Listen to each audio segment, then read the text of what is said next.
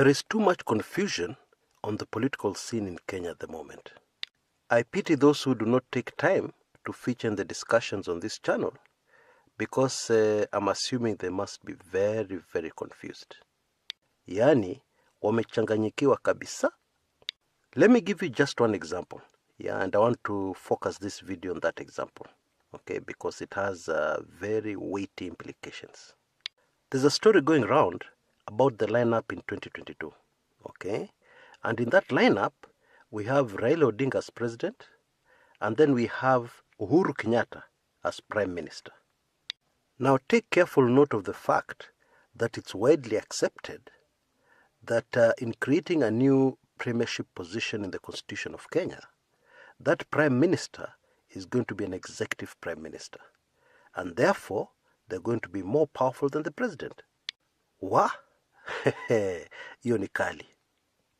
Now, there's a very super fascinating story behind this rumor that is being circulated about Prime Minister being Uhuru Kenyatta in 2022.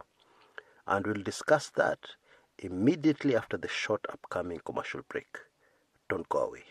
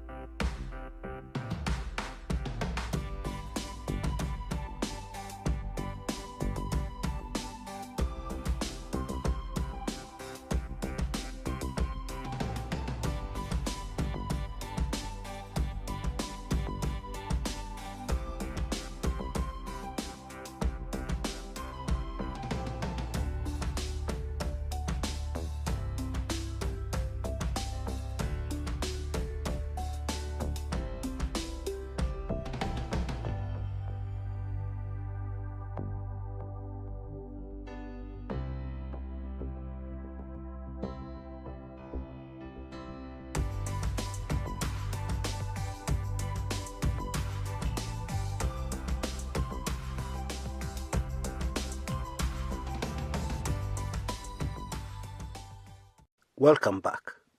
Now we need to understand that rumors, propaganda, and misinformation on the political arena always have a clear objective. Very, very clear.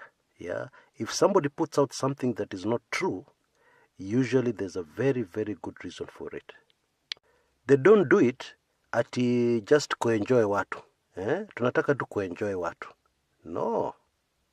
Now, to understand the objective, we need to ask ourselves one question. And that question is, who will gain or who is to gain from such a rumor gaining traction? Well, we know for starters that such a rumor would kill the referendum before it even starts.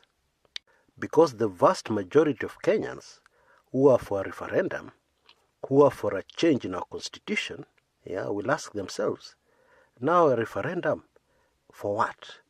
If I'm going to bring Uhuru Kenyatta back into power, why should I go into a referendum? So who would gain from this? Indeed, who is against the referendum? And indeed, they have told us in clear black and white that hakuna haja referendum, there's no need for referendum. Who? DP William Ruto, of course. Now. That's a very explosive revelation. Why do I say that? Because it proves that from the Jubilee side, we have two sets of propagandists, if we can call them that. One set is anti-referendum. And then the other group is pro-handshake. No wonder there's so much confusion. Because make no mistake about it, there's no group which wants to fail. Both sides, in the same political party or the same political formation, want to succeed. Indeed, they're very determined and eager to succeed. And therefore, going forward, we should expect a lot more rumors like this one. Okay? We should expect a lot more vicious rumors. of the political kind, about lineups, about various things. In other words, the propaganda wars have just started. We ain't seen anything yet. That's how I can put it. You know, there's this African proverb that says, many people know about it, yeah? It says, when two elephants fight, it's the grass that gets hurt. Folks, what we have here are two very major political powers, political forces at war, yeah? And currently the war front is propaganda. And so when these two elephants are fighting, yeah, the grass, which of course is the long-suffering people of Kenya, are the ones who are going to suffer. Yeah, and already we are suffering from massive confusion. These guys are playing a game called ping pong with our hearts, with our emotions, with our political emotions.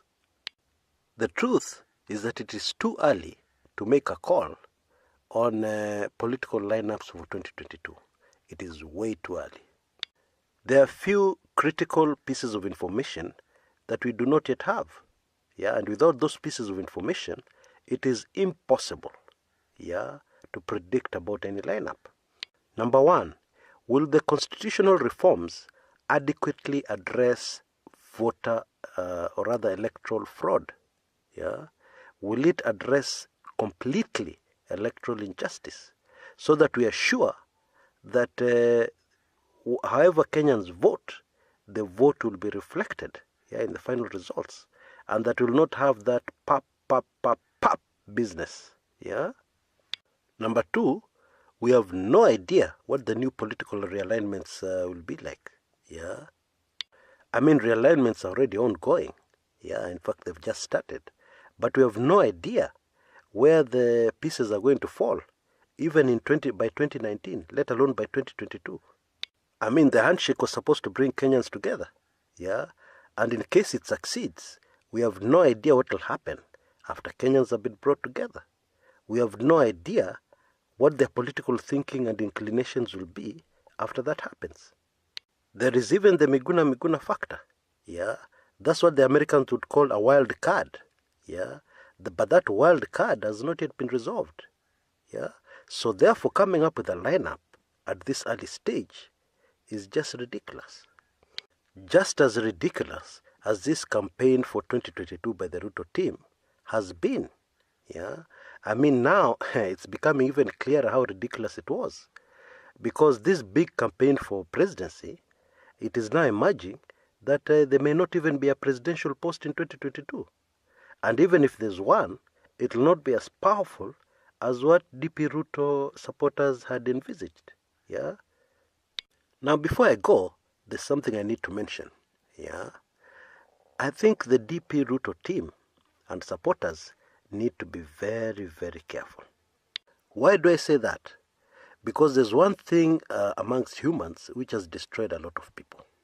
Yeah, and that thing is called quick success.